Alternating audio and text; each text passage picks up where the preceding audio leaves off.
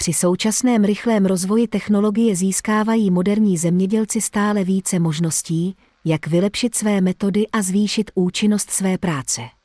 Jednou z nejnovějších a nejúčinnějších technik je monitorování půdy pomocí bezpilotních letadel.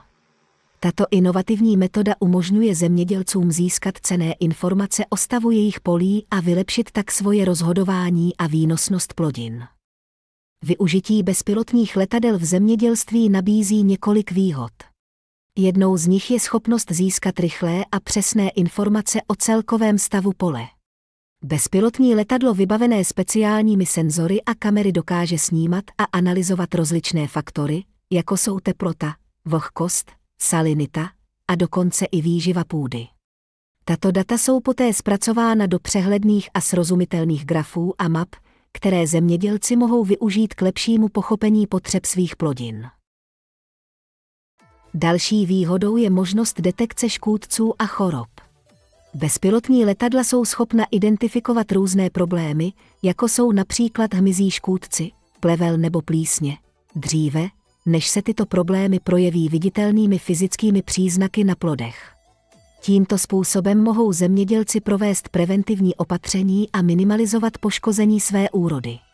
Díky rychlému získávání dat je možné zasáhnout včas, což přispívá k úsporám času, nákladů a ochraně životního prostředí.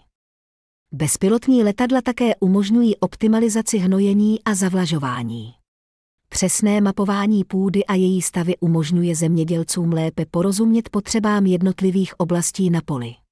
Díky tomu mohou aplikovat hnojiva a vodu pouze tam, kde je to nutné, což snižuje spotřebu a minimalizuje negativní vliv na životní prostředí.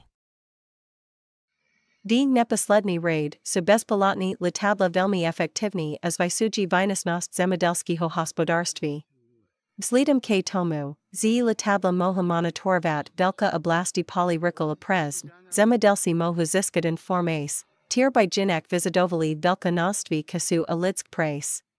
Tímtos působem zemědělci mohou zaměřit na klíčové aspekty pěstování plodin a zvýšit výkon svého hospodářství. Použití bezpilotních letadel pro monitorování půdy má save vyzvy. Jednou z nich je nutnost odborného školení, zaručí správné používání a využití techno moderních zařízení. Bezpečnost musí být take br.